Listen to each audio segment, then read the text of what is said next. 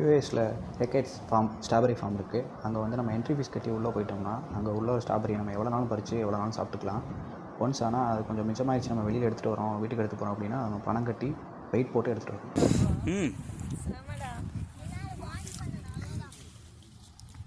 இங்க காட்டு, அப்பாட்ட காட்டு. செம்மையா இருக்குடா.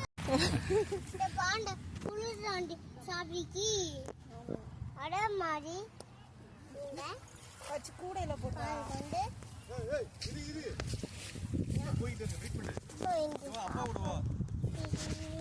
அவங்க கூட